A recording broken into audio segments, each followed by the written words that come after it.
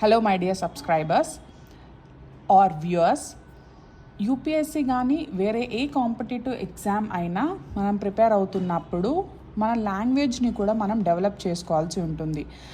ఇచ్చిన క్వశ్చన్ని వాళ్ళు ఏ పాయింట్ ఆఫ్ వ్యూలో ఇచ్చారో దాన్ని అర్థం చేసుకోవడం important. At the same time దానికి తగ్గ ఆన్సర్ని కూడా మనం నీట్గా కరెక్ట్గా ప్రిసైజ్గా రాయడం కూడా చాలా చాలా ఇంపార్టెంట్. సో అలాంటి స్కిల్స్ మనం డెవలప్ చేసుకోవాలి అంటే మనం లాంగ్వేజ్ అనే దాన్ని ఇంకొంచెం ఆల్రెడీ మనకి 20%, 30% ఎంత అయితే అంత పర్సనల్గా ఒక లాంగ్వేజ్ అనేది నేర్చుకుని ఉంటాం కదా, మన పర్సనల్గా ఒక లాంగ్వేజ్ మెయింటైన్ చేస్తూ ఉంటాం కదా, దాన్ని ఎప్పటికప్పుడు డెవలప్ చేసుకుంటూ ఇంప్రూవ్ చేసుకుంటూ లాంగ్వేజెస్ వర్డ్స్ అప్డేట్ అవుతూ ఉండాలి. అలా మనం అప్డేట్ అవ్వడానికి మనకి ఒక హ్యాబిట్ అయితే చాలా హెల్ప్ అవుతుంది.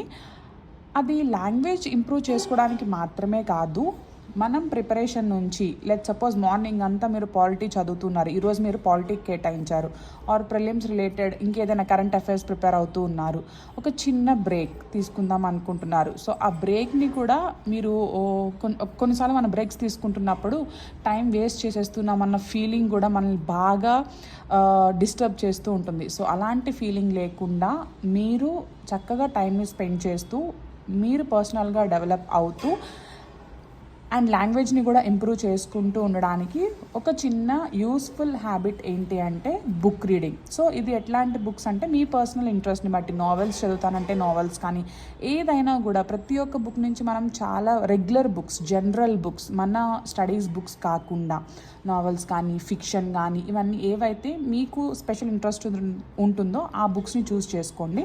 ఫర్ ఎగ్జాంపుల్ ఇక్కడైతే నేను ఈ బుక్ ఈరోజు చదవడం స్టార్ట్ చేశాను. జస్ట్ ఒక హాఫ్ అన్ అవర్ బ్యాక్ నేను ఈ బుక్ రిసీవ్ చేసుకున్నాను.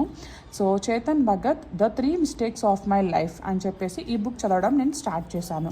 సో ఫస్ట్ పేజ్ నుంచి కూడా మీరు కొన్నిసార్లు చూస్తే కొత్త కొత్త వర్డ్స్ మనకి తెలుస్తూ ఉంటాయి, వాటి మీనింగ్స్ వెంటనే ఫైండ్ అవుట్ చేయడం. సో అలా వాటి మీనింగ్స్ తెలుసుకున్నప్పుడు మనం కొన్ని వర్డ్స్ని కూడా నేర్చుకుంటున్నాం. మన ఎగ్జామ్లో కానీ మన స్పోకెన్ స్కిల్స్లో కానీ ఆ వర్డ్స్ని మనం రిఫ్లెక్ట్ చేయొచ్చు. టైంకి తగ్గట్టు, సిచ్యువేషన్కి తగ్గట్టు మనం నేర్చుకున్న వర్డ్స్ని కూడా యూస్ చేయొచ్చు. So at the same time మీరు బ్రేక్ కూడా తీసుకున్నట్లు ఉంటుంది. కాబట్టి ఇలాంటి రెగ్యులర్ బుక్స్ని కూడా చదవడం అలవాటు చేసుకోండి. ఒకటి లాంగ్వేజ్ ఇంప్రూవ్ అవుతుంది, మన సెంటెన్స్ ఫ్రేమింగ్ ఇంప్రూవ్ అవుతుంది. అట్ ద సేమ్ టైం మనం బ్రేక్ తీసుకున్నట్టు ఆ బ్రేక్ని కూడా ప్రొడక్టివ్గా స్పెండ్ చేసినట్టు మన బ్రెయిన్కి కూడా ఒక మెంటల్ రిఫ్రెష్మెంట్ అనేది ఉంటుంది. ఐ హోప్ ఈ టిప్ మీకు అందరికీ యూస్ఫుల్ అయింది అనుకుంటున్నాను. Thank you.